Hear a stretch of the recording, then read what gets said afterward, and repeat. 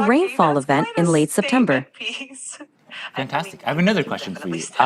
Which months do you see the hottest temperatures, and roughly what temperatures do those correspond to? Okay, I got it. And make freely available and broadly available to everyone.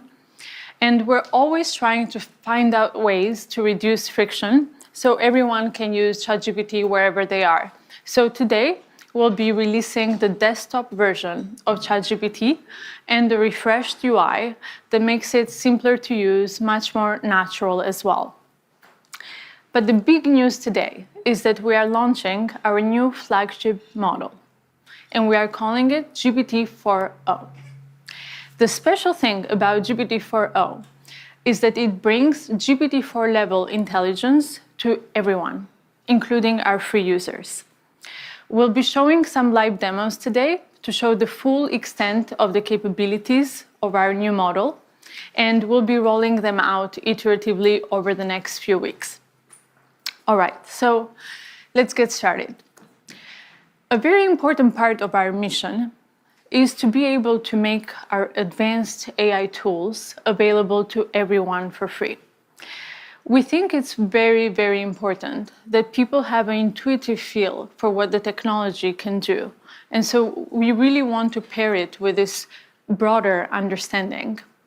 And we're always finding ways to reduce that friction. And recently, we made ChatGPT available without the sign-up flow. And today, we're also bringing the desktop app to ChatGPT because we want you to be able to use it wherever you are. As you can see, it's easy, it's simple, it integrates very, very easily in your workflow. Along with it, we have also refreshed the UI. We know that these models get more and more complex, but we want the experience of interaction to actually become more natural, easy, and for you not to focus on the UI at all, but just focus on the collaboration with ChatGPT. And now the big news. Today, we are releasing our newest flagship model. This is GPT-4o.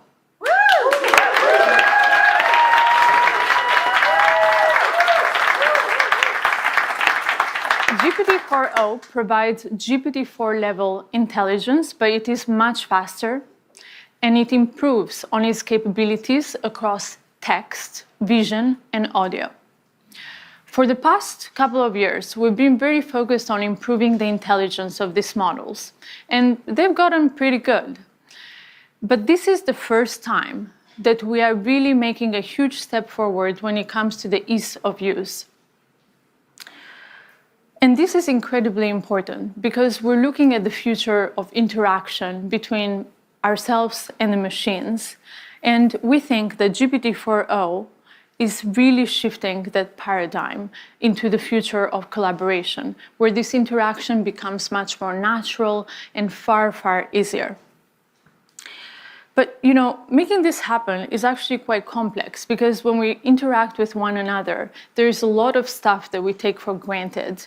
You know, the ease of our dialogue when we interrupt one another, the background noises, the multiple voices in a conversation, or, you know, understanding the tone of voice. All of these things are actually quite complex for these models. And until now, with voice mode, we had 3 models that come together to deliver this experience. We have transcription, intelligence, and then text-to-speech. All comes together in orchestration to deliver voice mode. This also brings a lot of latency to the experience, and it really breaks that immersion in the collaboration with ChatGPT. But now, with GPT-4o, this all happens natively. GPT-4o reasons across voice, text, and vision. And with these incredible efficiencies, it also allows us to bring the GPT-4 class intelligence to our free users.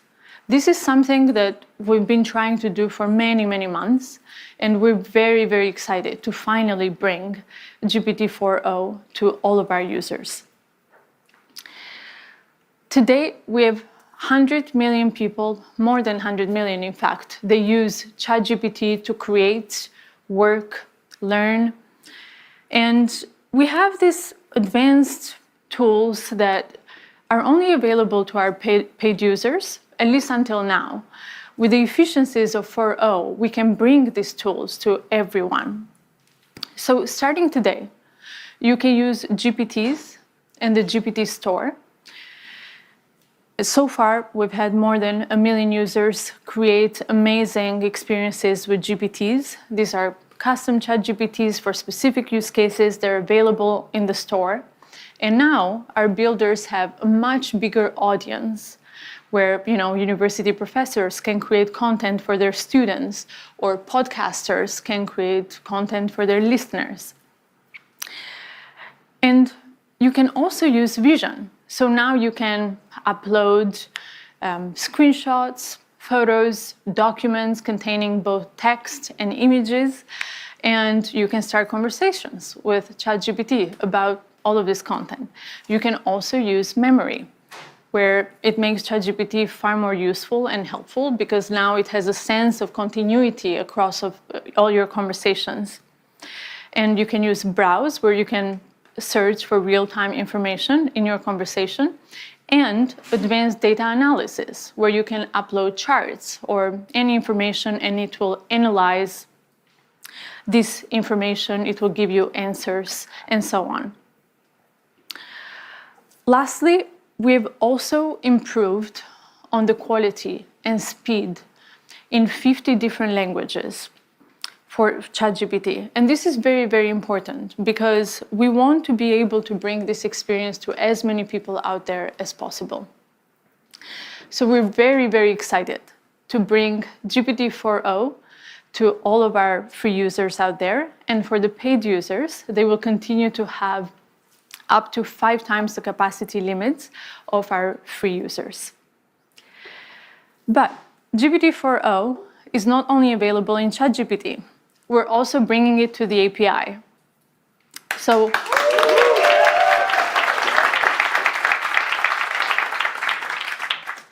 our developers can start building today with GPT-4.0 and making amazing AI applications, deploying them at scale. 4.0 is available at 2x faster, 50% cheaper, and 5 times higher rate limits compared to GPT-4 Turbo. But, as we bring these technologies into the world, it's quite challenging to figure out how to do so in a way that's both useful and also safe. And GPT-4.0 presents new challenges for us when it comes to safety because we're dealing with real-time audio, real-time vision.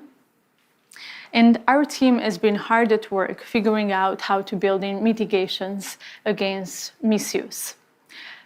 We continue to work with different stakeholders out there, from government, media, entertainment, all industries, red teamers, civil society, to figure out how to best bring these technologies into the world. So over the next few weeks, we'll continue our iterative deployment to bring out all the capabilities to you. But today, I want to show you all these capabilities. So we'll do some live demos. I will bring on 2 of our research leads, Mark Chen and Berit Zov, to join me for the demo.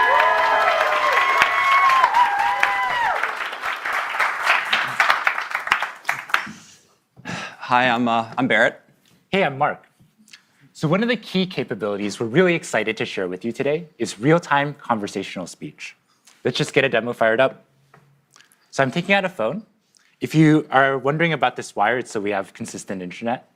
And if you see, there's this little icon on the bottom right of the ChatGPT app, and this will open up GPT-4.0's audio capabilities. Hey, ChatGPT, I'm Mark. How are you? Oh, Mark. I'm doing great. Thanks for asking. How about you? Hey, so I'm on stage right now. I'm doing a live demo, and frankly, I'm feeling a little bit nervous. Can you help me calm my nerves a little bit? Oh, you're doing a live demo right now? That's awesome. Just take a deep breath. And remember, you're the expert here. I like that suggestion. Let me try a couple deep breaths. Can you give me feedback on my breaths? Okay, here I go. Whoa, slow down a bit there. Mark, you're not a vacuum cleaner. Breathe in for a count of 4. Okay, let me try again. So I'm gonna breathe in deeply and then breathe And then out. for 4, and then exhale slowly. Okay, I'll try again. Breathing in and breathe out. That's it. How do you feel? I feel a lot better. Thank you so much. So Mark, you've been working on these capabilities for a while now. Can you tell us a bit how it's different from voice mode? Right, so if you've used our voice mode experience before, you'll notice a couple key differences. First, you can now interrupt the model. You don't have to wait for it to finish your turn before you can start speaking, and you can just butt in whenever you want. Second, the model is real-time responsiveness. So that means that you don't have this awkward 2 to 3 second lag before you wait for the model to give a response.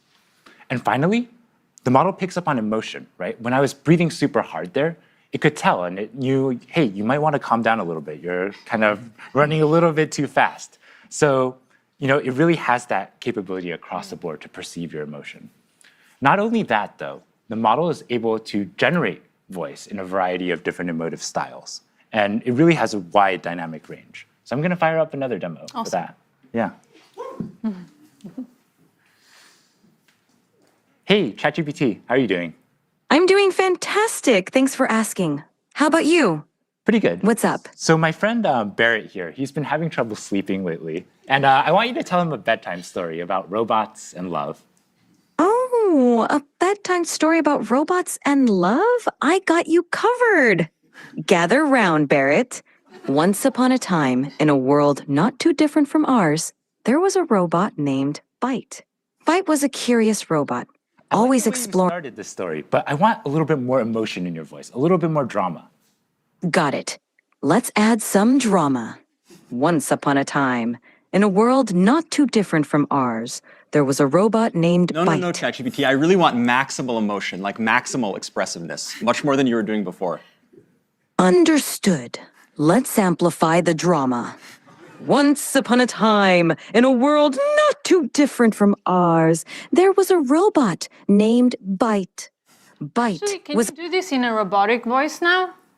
initiating dramatic robotic voice.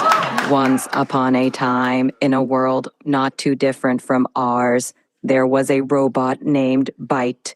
Byte was a curious robot, always exploring new circuits. Seeing, Barrett here, calm down a little bit. Can you end the story, but do it in a singing voice? And so Byte found another robot friend, and they lived circuitly ever after. Thank you so much. I definitely feel a lot more relaxed.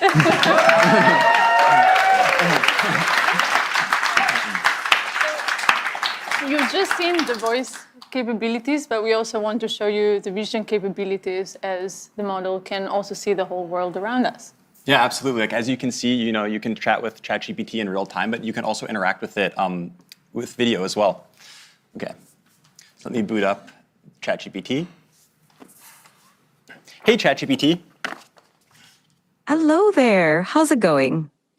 It's going really well. Today, I'd really like your help solving a math problem.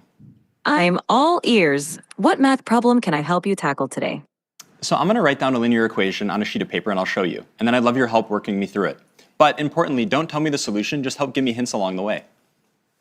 Got it. Okay, I see it.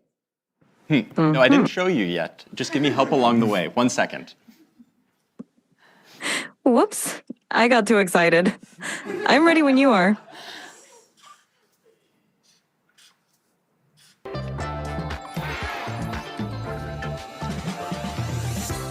So, ChatGPT, what equation did I write down there? Ah, I see it now. You wrote down 3x plus 1 equals 4. Yep, exactly. So what's the first step I should take to try to solve this? The first step is to get all the terms with x on one side and the constants on the other side. So what do you think we should do with that +1? Okay, I'm going to try to subtract 1 from both sides, and then I'll see what I get. Great idea. Perfect. Now, what do you get when you subtract 1 from both sides?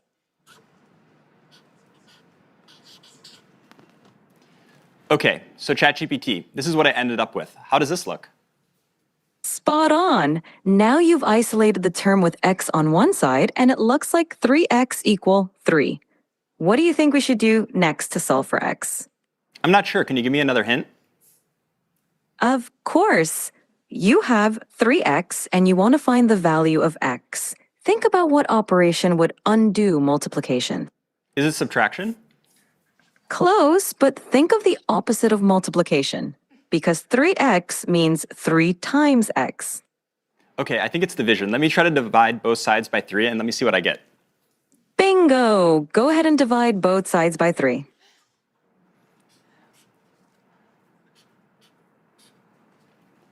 Okay, so ChatGPT, this is what I ended up with. How does this look? It looks perfect. You've solved it, and x equals 1. Nicely done. How do you feel about solving linear equations now? Yeah, honestly, I'm not pretty confident I can solve linear equations, but why would you ever need to use this in the real world? I'm really skeptical. That's a fair question. Linear equations pop up in a lot of everyday situations, even if we don't realize it. For example, calculating expenses, planning travel, cooking, and even in business for profit and loss calculations. It's basically a way to solve problems where you need to find an unknown value. Plus, Wow, it's okay. You know, I have a lot of unknown values in my life. I'm totally convinced I'm gonna learn math now. I love that attitude. Math can definitely help solve some of life's mysteries. Whenever you're ready to dive into more math, I'm here for you. Anything else you'd like to tackle today? So ChatGPT, I really love that you taught the value of math to my friend Mark. And I wrote one last thing I'd love if you could take a look at. Of course. I'd love to see what you wrote. Show it to me whenever you're ready. Okay, so this is what I wrote down. What do you see? I see. I love ChatGPT. That's so sweet of you. Yeah, well, I really appreciate all the help. So yeah, as we can see, Wow, that's quite the outfit you've got on. yeah, as we can see, we can chat in real time to ChatGPT. And not only that, we can interact with it with video as well. And I swear, like, if you look at Barrett's GPT history, it's all equations like this. Now that you know you can do linear equations, can you Yes. show us something more complex? I think so. Okay, next let's try something coding related. So let me take out a computer for this. Okay, so I'm going to open the ChatGPT desktop app, like Mira was talking about before. Okay, and to give a bit of background on what's going on, so here we have a computer, and on the screen we have some code, and then the ChatGPT voice app is on the right. So ChatGPT will be able to hear me, but it can't see anything on the screen. So I'm going to highlight the code, Command C it, and then that will send it to ChatGPT, and then I'm going to talk about the code to ChatGPT. Hey, ChatGPT. Hey there, how's it going? Yeah, it's going really well. I was wondering if you could help me with a coding problem today. Of course, I'd love to help you out. What's the coding problem you're dealing with? Okay, I'm going to share with you some code. 1 second.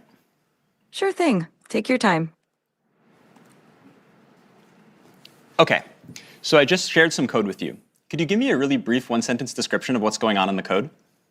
This code fetches daily weather data for a specific location and time period, smooths the temperature data using a rolling average, annotates a significant weather event on the resulting plot, and then displays the plot with the average, minimum, and maximum temperatures over the year. Awesome, thanks so much. And in the code, there's this function foo. Can you describe to me what the plot would look like if I had versus didn't have this function? Sure.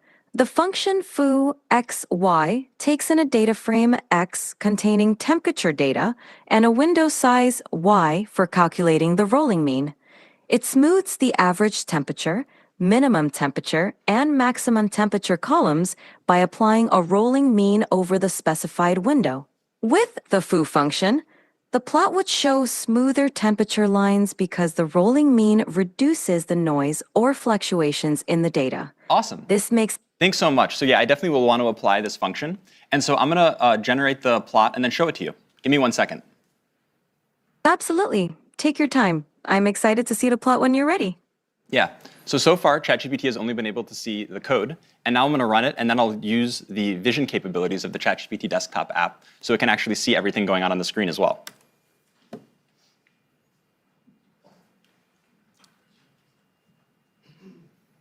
OK, ChatGPT. I'm sharing with you the plot now. I'm wondering if you can give me a really brief one-sentence overview of what you see. The plot displays smoothed average, minimum, and maximum temperatures throughout 2018, with a notable annotation marking a big rainfall event in late September. Fantastic. I have another question for you. Which months do you see the hottest temperatures, and roughly what temperatures do those correspond to? The hottest temperatures occur around July and August. The maximum temperature during these months is roughly between 25 degrees and 30 degrees, 77 degrees Fahrenheit to 86 degrees Fahrenheit. What's going on with the y-axis? Is this in Celsius or Fahrenheit? The y-axis is in Celsius. The temperatures are labeled accordingly, such as average temperature, minimum temperature, and maximum temperature. Yeah. So as we can see, not only can ChatGPT help me solve very easy linear algebra equations that I need help with, it can also interact with code bases and see the outputs of plots and everything like this going on a computer.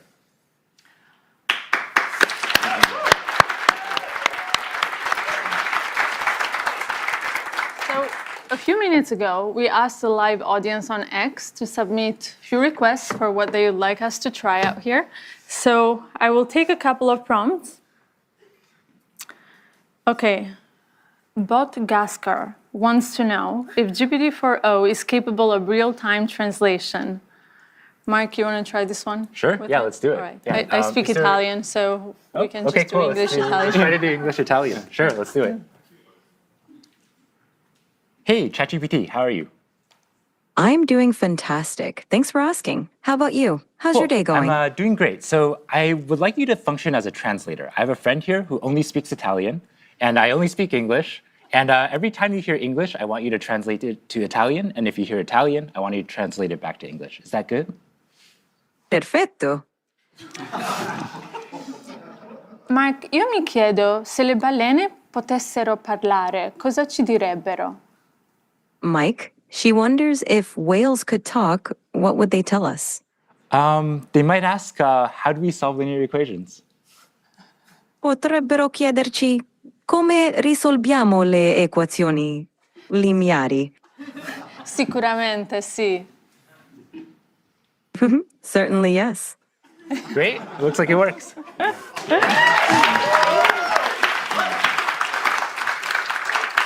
All right. So the next one is from Burrito John 78, who asks, can you tell what you're feeling just by looking at your face? Barrett, you want to give this one a try? Absolutely, let's try it out. Hey, ChatGPT. Hey there. What's up? How can I brighten your day today? OK, yeah, so I'm going to show you a selfie of what I look like, and then I'd like you to try to see what emotions I'm feeling based on how I'm looking. Sounds like a fun challenge. Go ahead and show me that selfie, and I'll put my emotional detective hat on. OK, so here's me. So what kind of emotions do you think I'm feeling? It seems like I'm looking at a picture of a wooden surface. Oh, you know what? That was the thing I sent you before. Don't worry, I'm not actually a table. OK, so take another look. That makes more sense. There we go. It looks like you're feeling pretty happy and cheerful, with a big smile and maybe even a touch of excitement. Whatever's going on, it seems like you're in a great mood. Care to share the source of those good vibes? Yeah, no, the reason I'm in a really good mood is because we were doing a presentation showcasing how useful and amazing you are. Oh, stop it. You're making me blush. Amazing. Well, that's it for today on live demos. As you can see, this is this just feels so magical, and that's wonderful. But we also want to remove some of the mysticism from the technology and bring it to you so you can try it for yourself. So over the next few weeks, we'll be rolling out these capabilities to everyone. Today has been very much focused on the free users and the new modalities and new products, but we also care a lot about the next frontier. So soon we'll be updating you on our progress towards the next big thing. And before we wrap up, I just want to thank the incredible OpenAI team, and also thanks to Jensen and the NVIDIA team for bringing us the most advanced GPUs to make this demo possible today. And thank you all very, very much for being a part of this today.